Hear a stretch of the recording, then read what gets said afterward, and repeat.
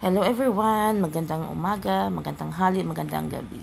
Ngayon, ala chef muna tayo, okay?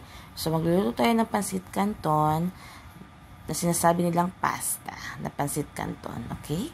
At first na gagawin natin is mag-isa tayo ng onion and bawang. Ang ginamit ko dyan na oil ay oil ng pansit canton. Okay? After that, nilagay ko na yung any kind of tuna. Swak na yan siya. Any kind of tuna. Para sahog natin sa ating lulutuin. After that, mikos-mekos. Halo. Okay, halo tayo. Pagkatapos dyan, ng halong-halong iyan, ay mag-wait tayo ng ilang minutes, no? Para maging bangus siya, maluto talaga siya. Okay? At nag-prepare din pala ako ng powdered milk, kung saan yan ihalo natin at igawin nating sauce para sa ating pasta. So, dahil powdered siya, nilagyan din ng init water para matunaw and ibubuhos natin doon sa kawali natin. Okay? So, mekos. Halo. After that, ilagay na natin doon sa ating ginisahang tuna and yung iyong mga bawang pati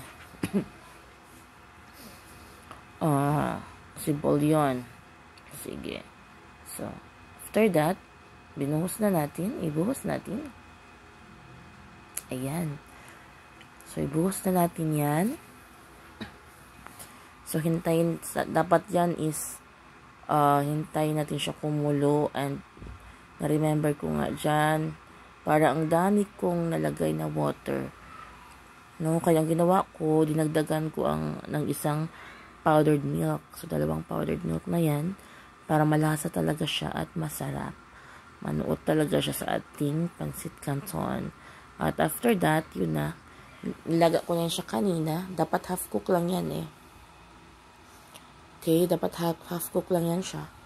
Kasi lutuin siya ulit. Okay, so sa akin nga na overcook na siya. So titignan natin mamaya kung ano ang kakalabasan ng ating niluto.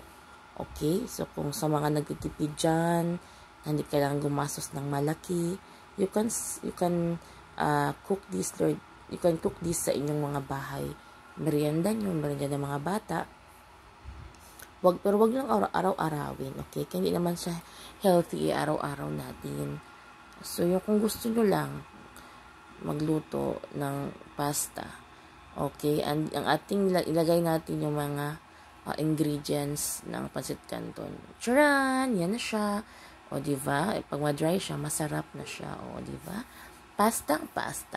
Naubos siya namin kayo na merienda namin sa work. O, diba? Saan ka pa?